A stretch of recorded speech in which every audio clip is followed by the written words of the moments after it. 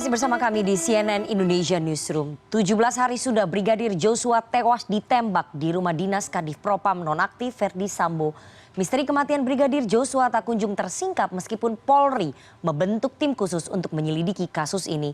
Fakta baru muncul adanya 2 kali ancaman pembunuhan kepada Brigadir Joshua sejak Juni kemarin hingga 1 hari jelang kematiannya. Teka-teki apa di balik misteri kematian Brigadir Joshua?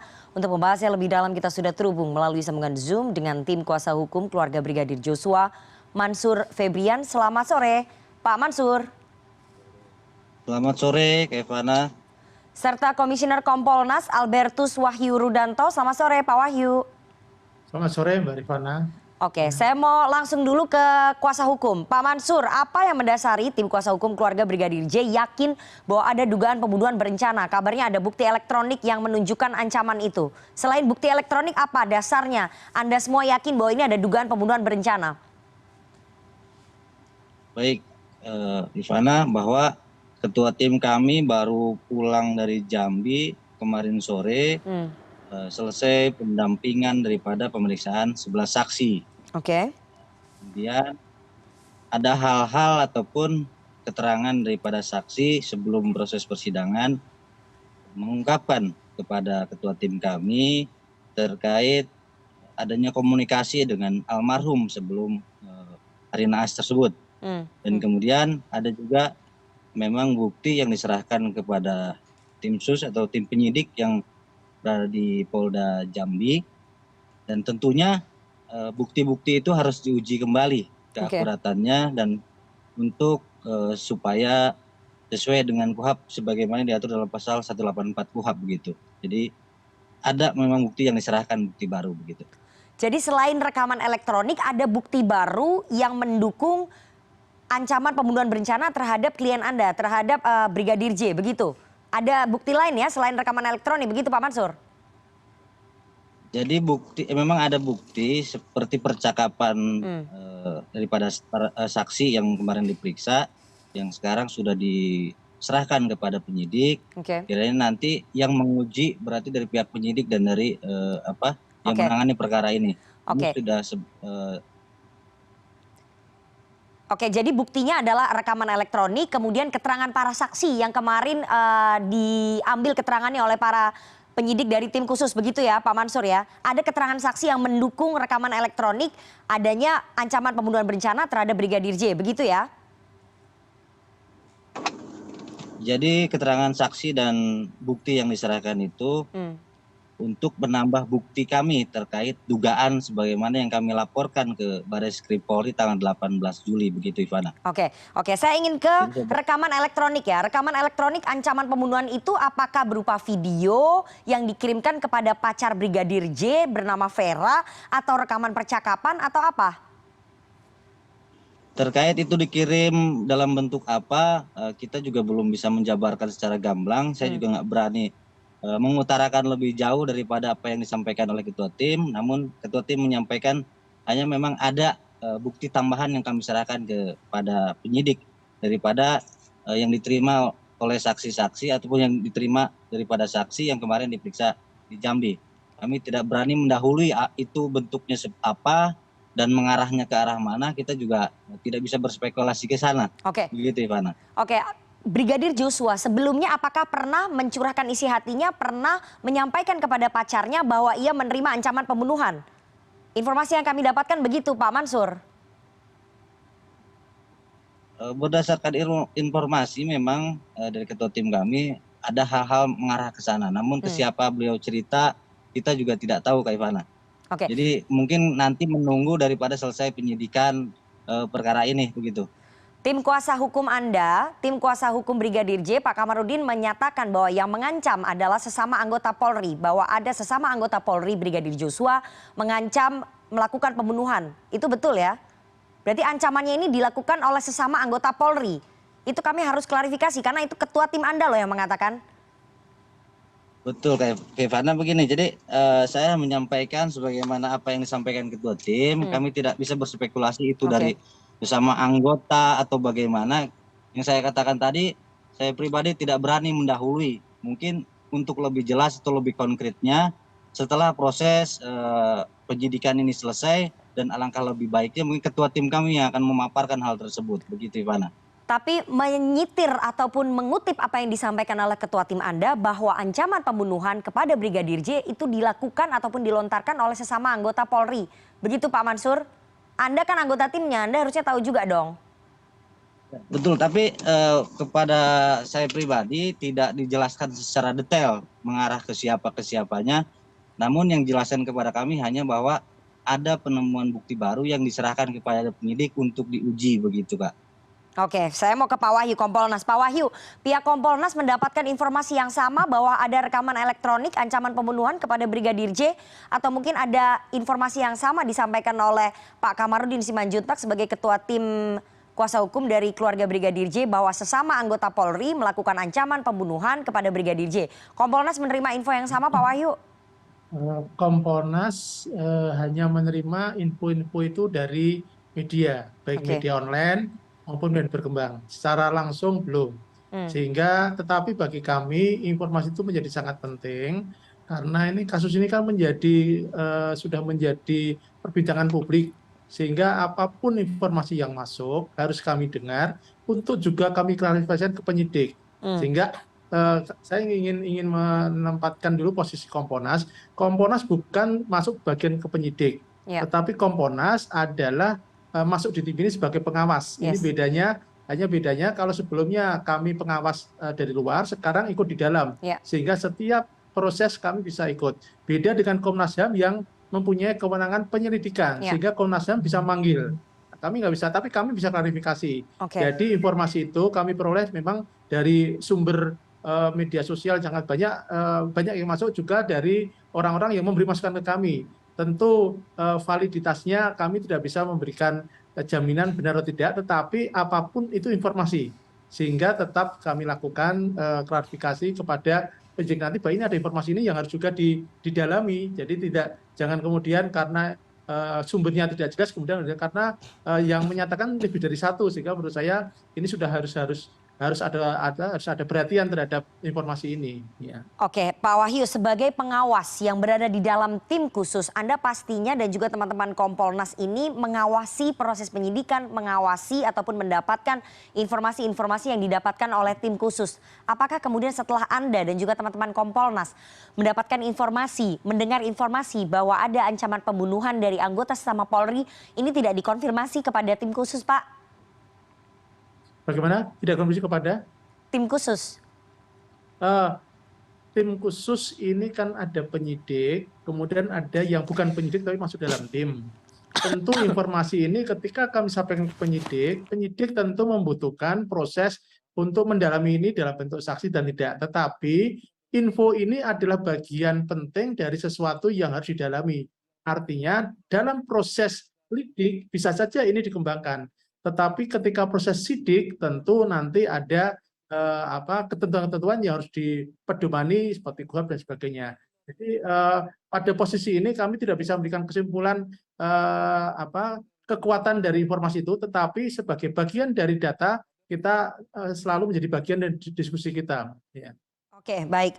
Saya mau ke Pak Mansur lagi. Pak Mansur, apakah kemudian keluarga Brigadir J dan juga tim kuasa hukum menyesalkan bahwa kepolisian tidak membuka informasi adanya ancaman pembunuhan kepada klien Anda ini sejak awal? Artinya harus dari pihak pengacara, pihak kuasa hukum, pihak keluarga yang menyampaikan ini. Padahal kan ini tim khusus sudah dibuat sejak lama. Harusnya sudah dapat informasi yang bisa disampaikan ke publik. Karena kan ini fakta baru. Baik. Tentunya dari pihak keluarga dan kuasa hukum mendorong dari penyidik Polri untuk mengungkap hal ini secara terang benderang, secara tegas, supaya dapat kita ketahui apa sebetulnya penyebab daripada kematian almarhum ini. Itulah harapan dari keluarga dari awal sampai hari ini. Jadi ya ketika tim khusus sudah mulai melakukan proses penyidikan, dan sangat saya apresiasi bahwa ada tingkatan-tingkatan yang signifikan dalam hal ini, menemukan ada bukti-bukti baru tentunya yang nanti akan membuat perkara ini kami harapkan akan sangat terang benderang gitu Ivana. Oke, tapi kan dari tim khusus tidak menemukan adanya ancaman pembunuhan. Ini yang menemukan kan pengacara. pihak keluarga. Harusnya kan ini ditemukan oleh penyidik yang sedang menyelidiki kasus ini. Ini tidak menimbulkan pertanyaan bagi keluarga, bagi tim kuasa hukum? Oleh karena itu kan kami sampaikan kemarin bukti tersebut dan juga sudah dilakukan penyitaan terhadap barang bukti secara resmi oleh penyidik Polri supaya dibuka secara terang-benerang, dalam hal ini melibatkan nanti mungkin tim cyber Polri supaya bisa diketahui sebetulnya percakapan ataupun isi daripada bukti yang kemarin diserahkan, begitu. Baik, baik. Kita harus jeda terlebih dahulu. Nanti saya akan masuk lebih dalam soal adanya suspek lainkah dari kasus ini atau memang hanya satu saja? Karena kalau misalnya lihat ada fakta baru, harusnya suspeknya lebih melebar begitu. Tapi kita harus jeda terlebih dahulu. Bapak-bapak jangan kemana-mana, tetap bersama kami di CNN Indonesia Newsroom.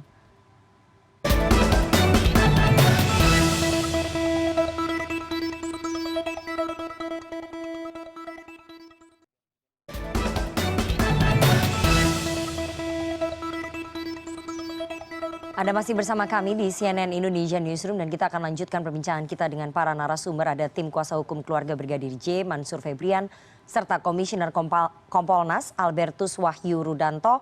Saya mau ke Pak Wahyu. Pak Wahyu, dengan adanya rekaman elektronik ancaman pembunuhan berencana yang menimpa Brigadir J, apakah kemudian Kompolnas melihat ini harusnya suspeknya dilebarkan, ada terduga tersangka lain dari Baradae yang menembak, karena kan ternyata ada ancaman pembunuhan, ada rentetan peristiwa ancaman pembunuhannya 2 kali dari bulan Juni dan 1 hari atau tanggal 7 Juli 1 hari jelang penembakan. Apakah kemudian suspeknya harusnya lebih lebar, Pak Wahyu? Begini Pak, kami sesuai dengan arahan dari Ketua Kompolnas Pak Mahfud MD, pegangan kami tegas bahwa kami berpijak pada apa yang menjadi arahan Presiden.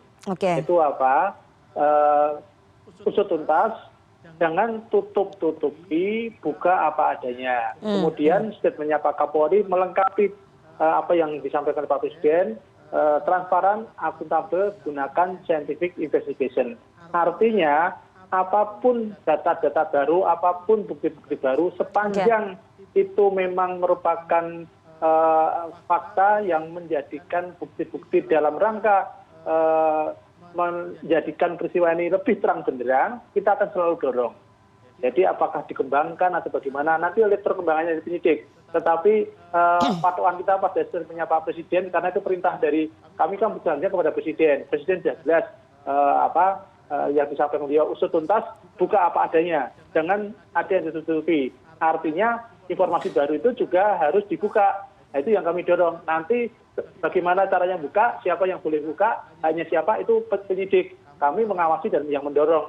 Kami yang memberikan support kepada kinerja penyidik, tetapi juga kami mengawasi jangan sampai ada hal-hal yang di-skip, yang dihilangkan gitu Mbak ya. Oke, jadi Kompolnas tidak masuk ke dalam situ ya, tidak melihat bahwa calon tersangkanya harusnya bisa lebih dari 1 atau suspeknya harusnya bisa melebar begitu, Pak Wahyu? Ada kemungkinan, tetapi kami tidak pada ranah mengambil keputusan itu.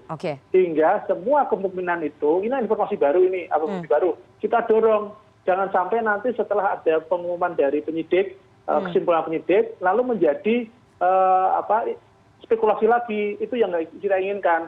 Kalau ini menjadi spekulasi lagi, percuma kan ini jadi pengawas. Karena itu kami dorong, hati-hati, tetapi jangan terlalu lama. Artinya harus komprehensif, harus holistik ketika mengambil kesimpulan, tetapi jangan terlalu lama. Sehingga bukti-bukti baru jangan sampai nanti begitu sudah diputuskan, oh yang bersalah adalah X, ternyata kemudian ada informasi baru. Itu nanti akan menjadi spekulasi baru lagi Mbak nanti. Baik.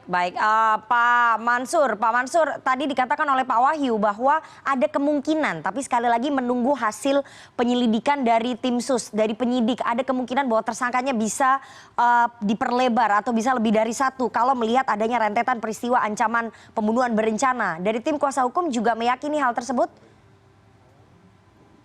Baik Ivana. Dari tim kuasa hukum dari awal ketika pelaporan di Barreskrim Polri, kami meyakini bahwa kematian dari Brigadir J ini ada yang harus diungkap tentunya. Hal tersebut karena ada bukti-bukti atau fakta yang kami temukan berbeda dengan statement yang dikeluarkan oleh Polri kala itu. Dan kemudian setelah pemeriksaan saksi di Jambi yang saya katakan tadi, ada temuan bukti baru yang sudah kami sampaikan kepada pihak penyidik, dan bukti tersebut semakin memperkuat dugaan daripada terjadinya suatu tindak pidana, begitu. Dalam hal ini kami juga setelah memberikan bukti tersebut mempercayakan supaya itu dicek secara Baik. detail, transparan, dan dalam hal ini diawasi oleh Kompolnas dan Komnas HAM pun sudah bisa berkoordinasi. Oke. Harapan kami tentunya ada transparansi dalam hal ini. Oke, Pak Mansur, pertanyaan saya, dengan adanya ancaman pembunuhan berencana, apakah tim kuasa hukum meyakini dengan adanya bukti-bukti tambahan tadi, tim kuasa hukum meyakini bahwa suspeknya ini bisa diperlebar, bukan hanya satu, bukan Baradae saja, tapi suspeknya ataupun calon tersangkanya ini bisa lebih dari satu, bisa diperlebar dengan adanya fakta baru ini, ancaman pembunuhan berencana? Baik.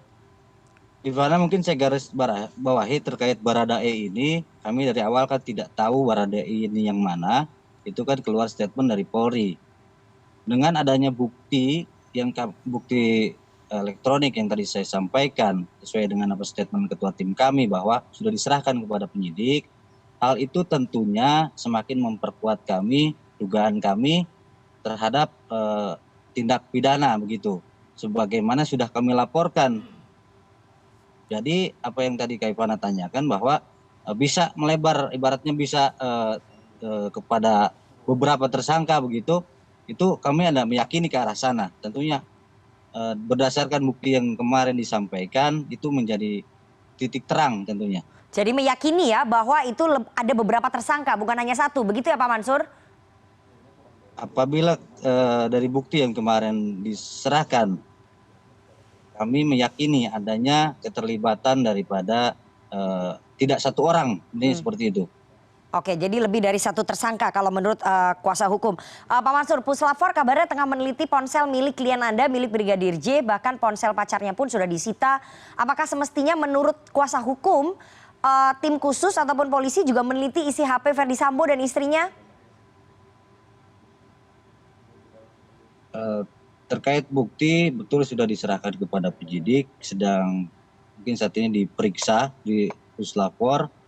Namun sebagaimana Kak Ivana barusan tanyakan terkait bilik daripada Kadifropam nonaktif, itu menjadi ranah ataupun menjadi kewenangan dari nanti penyidik. Kami tidak bisa menyimpulkan hal tersebut karena kami hanya menyampaikan bukti yang kami miliki, seperti itu.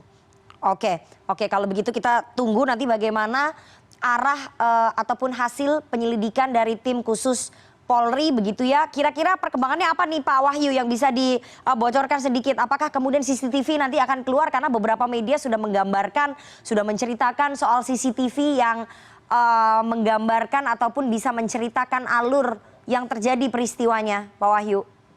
Ya. Terima kasih. Karena Kapolri sudah janji menggunakan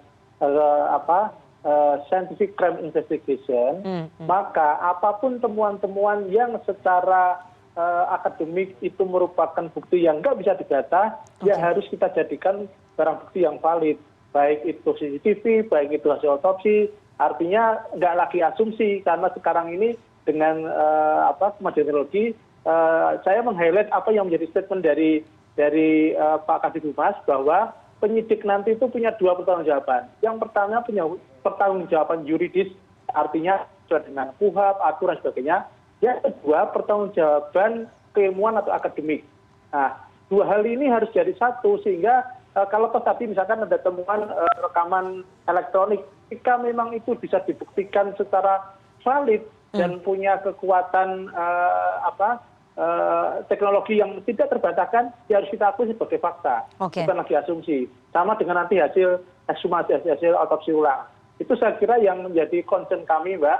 Artinya janji-janji yang disampaikan Kapolri itu bukan lagi nanti lip service, karena sekarang ini eranya sudah era digital, era teknologi, semuanya bisa dideteksi dengan kemampuan ilmu pengetahuan dan teknologi, dan itu harus kita jadikan dasar ketika mengungkapkan kasus ini agar terang benderang. Baik, kita tunggu nanti bagaimana pengungkapan perkembangan penyidikan dari penembakan Brigadir J. Sekali lagi Pak Mansur dan juga teman-teman tim kuasa hukum, karena ini rekaman bukti elektronik, harus berani dipertanggungjawabkan, harus berani dipastikan keabsahannya karena sekali lagi dari Polri menggunakan crime scientific investigation begitu ya. Jadi sama-sama diadu saja secara teknologi, secara sains nanti bagaimana, mana yang sah begitu, mana keabsahannya yang bisa dipertanggungjawabkan. Kita tunggu nanti bagaimana hasil penyidikan dari penembakan kasus Brigadir J di rumah Kadif Propam Irjen Polisi Verdi Sambo, bagaimana ujungnya, transparansi dan juga keterbukaan dari institusi Polri. Terima kasih sekali dua orang narasumber yang sudah bergabung pada sore hari ini. Ada